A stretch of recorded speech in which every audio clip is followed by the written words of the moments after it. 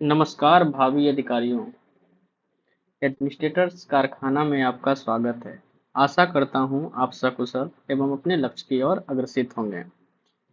Dear friends, इस video में हम दो अत्यंत महत्वपूर्ण विषयों का विश्लेषण करेंगे, जो आपकी तैयारी में होने वाले संशय को खत्म करने में सक्षम होगा।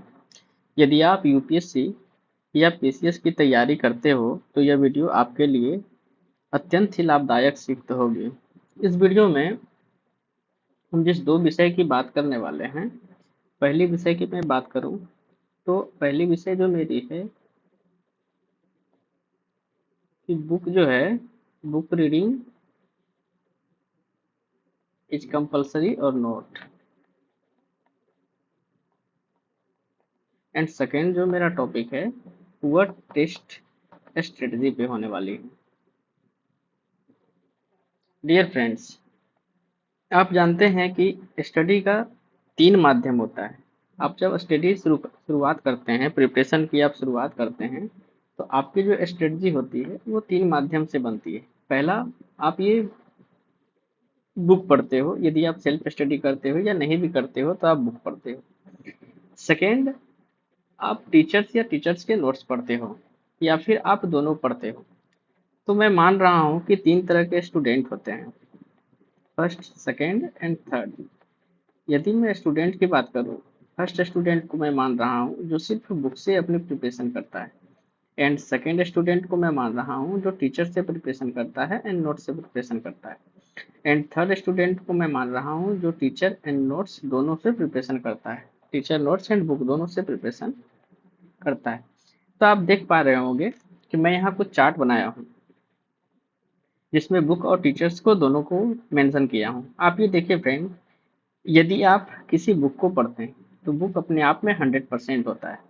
यदि एक स्टूडेंट बुक को पढ़ रहा है तो बुक पढ़ने के बाद वो आउटपुट जो बुक से निकालता है, वो बुक से आउटपुट 50 to 60% निकलता है। वो भी कब निकलता है? जब आप 5 to 6 टाइम रिवीजन करते हो, तब आप बुक से 60% कंटेंट निकाल पाते हो, और वो भी जब आपकी ऑब्जर्वेशन अच्छी है तब। यदि मैं मान लूँ कि आप एक टीचर हो और आपने बुक पढ़ी, बुक पढ़ करके आपने 50 to 60% कंटेंट निकाला, और यदि टीचर के थ्रू कोई स्टूडेंट पढ़ता है तो ये देख लो 50 to 60% जो कंटेंट निकाला बुक से, टीचर के पास भी तो वही कंटेंट होगा, हो सकता है थोड़ा ज़्यादा हो क्योंकि उन्होंने बहुत सारे बुकों को अध्ययन किया हुआ होता है। तो आप ये देख पाओ, यदि टीचर कोई 60 to 70% भी उसके पास मैं मान लूँ, तो यदि टीचर से कोई स्टूडेंट पढ़ता है तो वो आउटपुट कितना निकल पाएगा? 30 to 40% ही वो आउटपुट निकाल पाएगा। क्या लगता है आपको कि इससे ज़्यादा वो आउटपुट निकाल सकता है मैक्सिमम? अगर कोई बच्चा जो बुक ना पढ़ता हो, डायरेक्ट टीचर या टीचर्स के नोट्स भी पढ़ते हो, तो वो 30 to 40% एबव 50% जा सकता है। उससे ज़्यादा उसके पास कंटेंट नहीं जा पाएंगे, क्योंकि आप टीचर्स की सारे बातों को ऑब्जर्व नहीं कर पाएंगे। आप कितना भी स्टडी कर लो, 30 to 40%, मैक्सिमम 50% ही आप उनकी बातों को ऑब्जर्व कर पाओगे। तो जैसा कि यहाँ मैं देख पा रहा हूँ, यदि कोई स्टूडेंट, मैं फर्स्ट स्टूडेंट को मान रहा हूँ जिन्होंने बुक से पढ़ी होगी, तो उन्होंने मान लो कि 60% जो है कंटेंट उन्होंने अपने बुक से निकाला होगा या बुक से उन्होंने याद किया होगा, जो भी तरीका हो। और स्टूडेंट, सेकंड स्टूडेंट की मैं बात करूँ तो उन्होंने जब टीचर ने नोट्स पढ़ा होगा तो उनकी रेशियो कितना? मैक्सिमम 40% होगी, उससे तो ज़्यादा नहीं जा सकती है।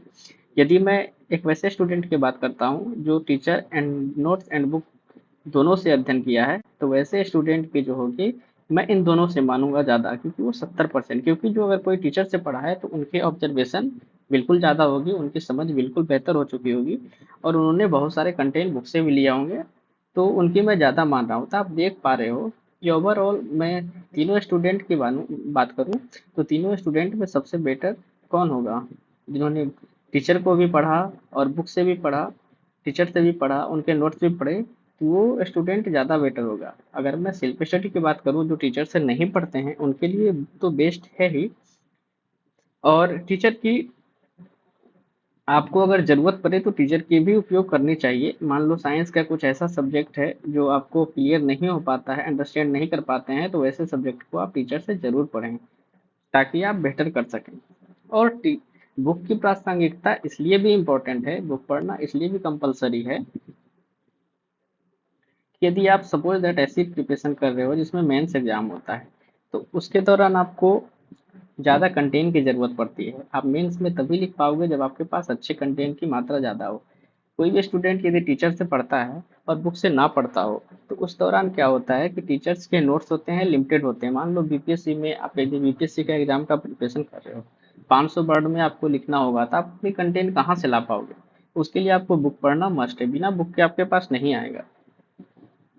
तो वैसे कंडीशन में आपको बुक पढ़नी चाहिए। सपोज दैट मान लो वैसा पर्सन जो बुक नहीं पढ़ता हो, उस स्टूडेंट की मैं बात करूं, तो आप देख पा रहे हो कि मैंने यहाँ पर इग्नू के कुछ पेपर कटिंग लगाए हैं। बुक का मैंने कुछ कटिंग यहाँ पे लगाया है, आप देख पा रहे होगे कि ये बुक में ये जो कंटेंट है यहाँ से मैंने इग्नू से लिया है। उसमें देख पा रहे होगे एक ब्रिटिश पीरियड के दौरान भारत से जब इकोनॉमिकली ह्रास हो रहा था और ब्रिटेन के लोग भारत से पैसों की हस्तांतरण ब्रिटेन कर रहे थे, उस समय उषा पटनायक उसके बारे में लिखती हैं।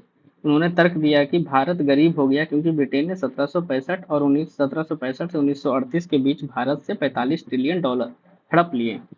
और फिर यहाँ देख पाओगे माइकल एडल्स्टाइन ने तर्क दिया है कि यदि साम्राज्य के साथ किसी तरह का व्यापार नहीं होता, तो 1870 और 1913 में ब्रिटिश सरकार घरेलू उत्पाद में क्रमशः 1 से 3% की गिरावट होती। अब ये आप देख पा रहे होंगे मैंने ये कंटेंट लिया। यदि मैं बुक पढ़ रहा हूँ तभी तो ये कंटेंट मैंने यहाँ से लिया ना। यदि बुक नहीं मैं पढ़ता तो कंटेंट कहाँ से लेता? आप ये देख पा रहे होंगे कि बुक में कितनी अच्छी चीज़ें मेंशन होती है। यदि कोई टीचर जो है वो अपना नोट्स देता है और नोट से आप पढ़ते हो एज ए स्टूडेंट, यदि आप नोट से सिर्फ पढ़ रहे हो सकता है इट में भी टीचर ये कंटेंट डाले भी हो या फिर नहीं भी डाले हो। तो ऐसे कंडीशन में यदि आप नहीं डाले हो तो आप अच्छे अच्छे चीज़ों का यूज नहीं कर पाओगे एग्जामिनेशन हॉल में। तो ऐसे कंडीशन के लिए आपको बुक पढ़ना कंपलसरी है। आपको बुक पढ़नी चाहिए, बुक से नॉलेज आपको ज़्यादा मिलता है। यदि कोई स्टूडेंट जो बुक से प्रिपरेशन किया हो, तो बेहतर जो टीचर से प्रिपरेशन करने वाला है उससे कुछ नज़र में बेहतर होगा ही, और उसके कंटेंट अच्छे होंगे और वो एग्जामिनेशन में अच्छा लिख पाएगा। हाँ, अगर वैसे स्टूडेंट जिन्होंने बीपीएससी का प्रिपरेशन कर रखा हो और वो अभी तक बुक नहीं पढ़े हैं, तो 17 नवंबर को तो टेंटेटिव डेट आयोग ने दे दिया है। अब उस कंडीशन में आपको क्या करनी चाहिए? उस कंडीशन में आपको बुक वगैरह में कहीं भी जैसे टॉपिक को आप पढ़ते हो और यदि मेंस के लिए आप कोई टॉपिक तैयार कर रहे हो, तो वैसे उस ड्यूरिंग तैयार करने के दौरान आप क्या करो कि ऐसे ऐसे जो भी स्टेटमेंट होते हैं आप उनको नोट कर करके वहाँ पर मेंशन किया करो, ताकि जब आपका मेंस एग्जाम आएगा, पीटी क्लियर होने के बाद जब मेंस आएगा तो उसमें आप ऐसे ऐसे कंटेंट को पुट कर पाओ, एग्जामिनेशन हॉल में लिख पाओ, ताकि आपके मार्क्स अच्छे आ सकें और आपकी सिलेक्शन हो सके। वैसे भी आपको बुक पढ़ने में तो पीटी के लिए भी तो एनसीईआरटी आपको पढ़ना ही पड़ेगा। एनसीईआरटी से तो बच नहीं सकते, क्योंकि आज की जो ट्रेंड है एग्जाम की वो तो आप देख ही पा रहे हो कि एनसीईआरटी तो कंपलसरी हो गया है पढ़ना। तो बुक पढ़ना कंपलसरी है। पहला डाउट मैं क्लियर करता हूँ। आप देख पा रहे होंगे कि बुक क्यों कंपलसरी है। अब मैं सेकेंड बात करता हूँ टेस्ट की। ये टेस्ट कितनी इंपॉर्टेंट है ये आप जानते हैं और आप अभी दे भी रहे होंगे। मैं यहाँ पर टेस्ट की जो बात करूँगा वो 2 मेथड में करूँगा। एक वैसे पर्सन जो बिगनर हैं, जो अभी तैयारी शुरू किए हैं, और दूसरा जिनकी तैयारी हो चुकी है और सपोज दैट वो बीपीएससी का एग्जाम देने वाले हैं, तो उस कंडीशन में वो क्या करेंगे, और बिगनर है तो बिगनर क्या करेंगे। मैं ये बता देता हूँ कि बिगनर जो हैं वो जब प्रिपरेशन शुरू करते हैं, प्रिपरेशन शुरू करने के बाद 2 से 3 मंथ के बाद उन्हें बीपीएससी के पीवाई क्यू देनी चाहिए। बीपीएससी की पीवाई क्यू इसलिए देनी चाहिए क्योंकि उनका ऑरा डेवलप होगा। बीपीएससी कैसे प्रश्न पूछती है, ताकि उनका ऑब्जर्वेशन वैसे बने और जब वो बुक पढ़ें तो वैसे वैसे कंटेंट को वो माइंड में रख सकें और उसके नज़र से वो पढ़ें। दूसरी चीज़, आप बीपीएससी के प्रिपरेशन के दौरान आप सेक्शनल टेस्ट दो। सेक्शनल टेस्ट देनी चाहिए आपको। जैसे जो टॉपिक आपने पढ़ा, टॉपिक वाइज उसके सेक्शनल टेस्ट दो। ये तो कंपलसरी है, ताकि आपका जो भी सिलेबस हो वो कंप्लीट भी हो और दूसरी चीज़ आपकी उस पर पकड़ भी बने। तीसरी बात मैं करूँगा कि आप जब बीपीएससी के एग्ज़ाम के नज़दीक आते हो, 2 से 3 मंथ आपके एग्ज़ाम में बचती है, उस समय आपको यूपीएससी की भी पीवाई क्यू देनी चाहिए। मैं इसको इसलिए प्रेफर कर रहा हूँ क्योंकि 66 के बाद आप बीपीएससी के पेपर को देखे होंगे पीटी के, तो आप ये देख पा रहे होंगे कि बहुत सारे परिवर्तन उनमें आए हैं। उनकी क्वेश्चन की प्रकृति में बहुत सारे चेंजिंग आए हैं। पहले वो फैक्चुअल ज़्यादा पूछते थे बट अब वो एनालिटिकल क्वेश्चन बहुत ज़्यादा पूछने लगे हैं। तो उस कंडीशन में आपको यूपीएससी की पीवाईक्यू करनी चाहिए, और यूपीएससी की पीवाईक्यू इसलिए भी इम्पोर्टेंट है क्योंकि ये आपके कॉन्सेप्ट को ज़्यादा क्लियर कर पाएगा, खास करके जैसे इकोनॉमिक्स का सेगमेंट हो गया, साइंस एंड टेक का सेगमेंट हो गया, इवन हिस्ट्री वगैरह का भी सेगमेंट हो गया, तो ये आपको ज़्यादा क्लियर कर देता है कॉन्सेप्ट को, तो आपको ऐसे भी देना चाहिए। हाँ, एग्जाम बीपीएससी के एग्जाम से 2-3 मंथ पहले से आप यूपीएससी की टेस्ट लगाना शुरू कर दें, और ज़्यादा नहीं, लास्ट 10 ईयर 2013 के बाद ही का आप टेस्ट लगाएं, क्योंकि उसके पहले सिलेबस में कुछ चेंजिंग हुआ था। अब यहाँ आप देख पा रहे होंगे फ्रेंड, मैंने टेस्ट सीरीज को एक एसेंशियल कैटेगरी में बांटा है, कवर कैटेगरी में बांटा है, तो मैं यहाँ उन लोगों के लिए भी बता दूं जिन्होंने इस बार बीपीएससी का एग्जाम 17 पीटी का देना है, तो अब उनके लिए तो 2.5 मंथ ही रह चुके हैं। अब इतने कम समय में वो टेस्ट कैसे दें? अब यदि आपने पहले से टेस्ट दे रखा है, आपने टेस्ट पहले दिया हुआ होगा, तो अब आप क्या कीजिए, आपको क्या करनी चाहिए, आप अभी से यूपीएससी की पीवाईक्यू देना शुरू कर दो। अभी से ही आपको पीवीसी की यूपीएससी की पीवाईक्यू देनी है। सेकेंडली, आपको अगर टाइम मिले तो सेक्शनल टेस्ट भी दो। आप यहाँ पे सेक्शनल टेस्ट भी दे सकते हो, जिससे क्या होगी कि आपकी कॉन्सेप्ट और बिल्डअप होगी। थर्ड की मैं बात करूँ तो एग्जाम से 1 मंथ पहले, बिफोर 1 मंथ, आपको बीपीएससी की पीवाईक्यू देनी है। मैं बीपीएससी की पीवाईक्यू इसलिए उनको जोड़ दे रहा हूँ ताकि आपको बीपीएससी में कैसे प्रश्न पूछे जाते हैं उसका ऑरा डेवलप हो और माइंडसेट हो, ताकि आप एग्जामिनेशन हॉल में उनसे रिलेटेड ही डिसीजन ले पाओ, क्योंकि कुछ कुछ प्रश्न ऐसे होते हैं जिनका आंसर हमें पता नहीं होता है। लॉजिक के लॉजिक के रूप में हम वहाँ पर आंसर ढूंढ सकते हैं, तो उनकी आप मानसिकता, उनके प्रश्नों की प्रकृति से आप वाकिफ होंगे तभी आप दे पाएंगे। इसलिए मैं बीपीएस और हमारी मानसिक की क्षमता होती है, वो भी एक समय तक ही हमारे कंटेंट को याद रख पाता है। तो उसके लिए आपको क्या करना पड़ेगा, 1 मंथ पहले आपको बीपीएससी की पीवाईक्यू देनी है, ताकि आप उसका फ्रूटफुल यूज कर सको, आप उसका यूटिलाइज कर सके। और आप दो कोई गुड इंस्टीट्यूट का, रिलेटेड इंस्टीट्यूट का टेस्ट दो। आपको मैं यहाँ पर ये कहूँगा, मैंने यहाँ पर जो सेगमेंट ओवर बनाया है ये तो आपको कंपलसरी है, ये तो देना ही है। मोर देन टू इसलिए मैंने मेंशन किया है क्योंकि यदि आप दो टेस्ट से ज़्यादा लगाते हो, किसी दो इंस्टीट्यूट के टेस्ट से ज़्यादा आप लगाते हो, थर्ड इंस्टीट्यूट के पास जाते हो, देखो ऐसी बहुत सारी चीज़ें होती हैं कि बहुत सारे इंस्टीट्यूट जो टेस्ट बनाते हैं, तो उनकी क्वालिटी में कुछ ना कमी कमी होने लगती है, क्योंकि वो टेस्ट बनाने के लिए नंबर ऑफ क्वेश्चन ज़्यादा बनाने लगते हैं, और नंबर ऑफ क्वेश्चन ज़्यादा बनाने में बहुत सारे ऐसे कंडीशन होते हैं कि उनको वैसे भी क्वेश्चन के साथ कंप्रोमाइज करना पड़ता है। कुछ या तो क्या तो कुछ तो क्वेश्चन में लॉजिक ही उनका बदल जाएगा, वैसे वैसे लॉजिक का यूटिलाइज करना पड़ेगा जो आपके एग्जामिनेशन हॉल में काम नहीं आएगी। तो वैसे वैसे टेस्ट से बचना चाहिए जिनकी क्वालिटी अच्छी ना हो। मैं ओवर टेस्ट देने के अगेंस्ट हूँ। आपको नहीं देना चाहिए। कोशिश करनी चाहिए कि आप वैसे ही टेस्ट दो जो आपके लिए यूटिलाइज। आप ऐसा करो कि आप पीवाई क्यू दो, घटना चक्र ले लो, घटना चक्र का पीवाई क्यू दो, ये आपको ज़्यादा काम आएगा बजाय इसके कि आप किसी और इंस्टीट्यूट का टेस्ट दो, क्योंकि वो टेस्ट के दौरान कंप्रोमाइज करना पड़ेगा, उनकी क्वालिटी में कंप्रोमाइज होगी, जिससे आपका साइकोलॉजिकल पैटर्न डिफिशियंसी होगा। साइकोलॉजिकल पैटर्न डिफिशियंसी की बात इसलिए मैं कर रहा हूँ क्योंकि जब आप टेस्ट लगाते हो, बहुत ज़्यादा आप टेस्ट लगाने लगते हो, तो आपका जो साइकोलॉजिकल है, आपका जो माइंडसेट है वो डेवलप अच्छे से नहीं हो पाता है।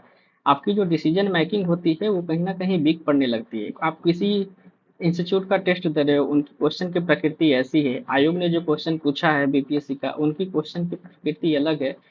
बीपीएससी ने जो क्वेश्चन बनाए होंगे वो इम्पोर्टेंट बेस पे बनाए होंगे, और इन्होंने जो क्वेश्चन जो बनाया होगा ये उसको या तो टफ करेंगे या तो इजी करेंगे, तो उस बेसिस पे इन्होंने टेस्ट बनाया होगा। तो ऐसी चीज़ों से आपको बचनी चाहिए।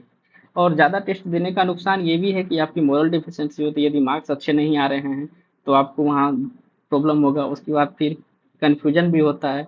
मान लो सपोज दैट कोई वैसा टेस्ट सीरीज ज्वाइन कर लिया जिसमें क्वेश्चन की प्रकृति अच्छी ना हो, और वो कुछ कुछ गलत क्वेश्चन भी डाल देते हो, गलत आंसर उसका डाल दिए, उस कंडीशन में क्या होगा, आप एग्जामिनेशन हॉल में कंफ्यूज कर जाओगे, कंफ्यूजन के दौरान आपकी डिसीजन मेकिंग खराब हो जाएगी, तो आप वहाँ दिक्कत में पड़ सकते हैं।